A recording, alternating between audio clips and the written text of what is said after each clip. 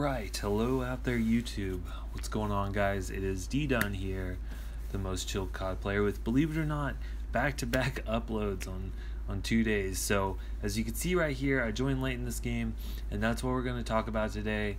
How to join late and how to try and carry your team. Now obviously if you join late or even just starting a game, you can't win every game, especially not solo. It just can't happen, especially in Black Ops 3, where a lot of times if you're a really good solo player, you're gonna get a lot of the worst teammates. That's just the way the matchmaking is, and I'm not trying to complain, I'm just stating that's the way it is. So if you play solo like myself, you will probably notice that a lot of games that you join are going to be late join games, and in those games there's a really good chance that you are probably going to be trying to come back from behind, which is the scenario right here. So I'm facing against a 5-man party. My teammates, I only have two of them aren't even prestiged, and like I said, I'm playing against a 5-man party. Only one of my teammates was going positive, and it was only barely, and they had almost double our score. So what do you do in this situation? Well, first off, you're going to want to run a class that you feel is going to be most effective. Whenever you're behind and you're trying to get a win, and especially when you're playing from behind, you're not going to want to try and rank up a gun. You're not going to want to try out new stuff or try out funky attachments. What you're going to want to do more than anything is stick with a class that you feel like you can really perform with. At the time, I had been finding a lot of success with this class that I'm using right here, which is the VMP with the red dot, grip, and stock, and I think maybe quick draw, I'm not entirely sure. So I'm also running some mid to higher tier streaks. Now if you're a player who's like a complete pub stomper and you can get the super high streaks really easily, then by all means go for it.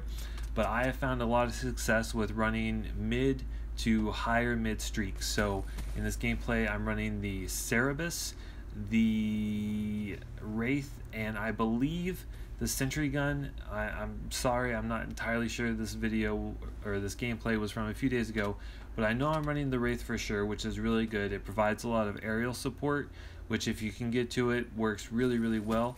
And then in addition to that, I'm also running the Cerebus, which if you can keep them confined into their spawn, and their Cerebus is in their spawn, it's gonna kill quite a few people, at least in hardcore. So other than that, guys, the big thing that you're going to want to do, and we're going to have to back up a little bit here, but as you saw me do in the very beginning of this gameplay, I skipped capping my home flag and ran straight towards this B flank to try and catch them from pushing straight onto B and capping the flag, because obviously we need to make up some points. So the biggest thing that you can do whenever you're a solo player, and like I said, trying to get the win, you're gonna need and you're gonna have to have map control. And by map control, I mean that you have 2 flags and that you are holding them in their spawn. Now, if there's a situation where you've joined or you've fallen so far behind that you have to triple cap, then obviously you're gonna have to push past your 2 flags and try and get that 3 cap. In this situation, it wasn't necessary. So what I'm doing right here is you saw me spawn closer to their flag, but I ran all the way back into my spawn to just double check to make sure there wasn't an enemy pushed into our spawn, making sure that my teammates weren't getting spawn killed. And then from there, once I secured a home flag and I felt comfortable, now you're going to see me push towards the middle of the map and really just do my best to kind of take control of this middle B area and try and build up some streaks. Obviously, I already have a sentry gun that I placed on the bridge overlooking B flag, and then I also have a Cerebus.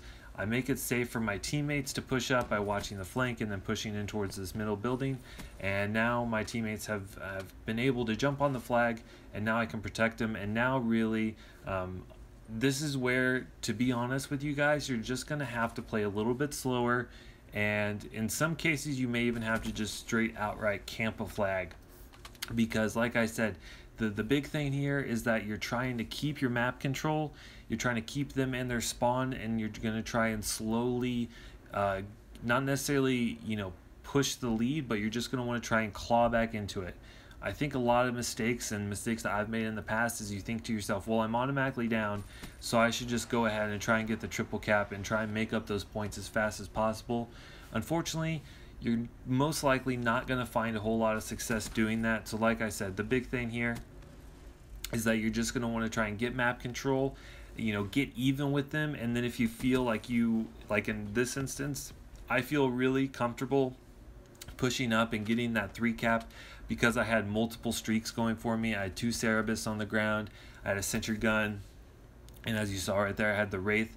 So now we have them triple capped. I have multiple streaks on the ground, I have streaks in the air, and now is whenever I can really, really push, really try and slay and try and build even more streaks, or just give my streaks support so they're not getting shot down. And as they're trying to cap flags, you're going to see me moving around like I am right there and picking them off flags. And throughout this gameplay, that's pretty much what I was able to do. My teammates, obviously, you saw from the score in the beginning, they weren't really holding their own. So with the support of my streaks and then my ability to go in there and get that triple cap, and at the very beginning get the double cap and then the triple cap, now I can keep them off flags and my streaks can keep them off flags, and you're gonna see that we actually have won by a pretty significant margin. It's really unfortunate that I died right there because I had a sentry gun holding their spawn at A, and then if I thought that I was calling in my sentry gun, but instead I was calling in my Cerebus, and it cost me a death right there. But if I could have had another sentry gun blocking the spawn at a home flag, so A and C, it would have prevented them from spawning at those 2 flags. They would have had to spawn away from flags, which is something I highly recommend. That's why I think this, at the very least, if you can't get a Wraith, or if you don't feel comfortable trying to go for streaks that high, and look at that fail right there. My God, I'm an idiot.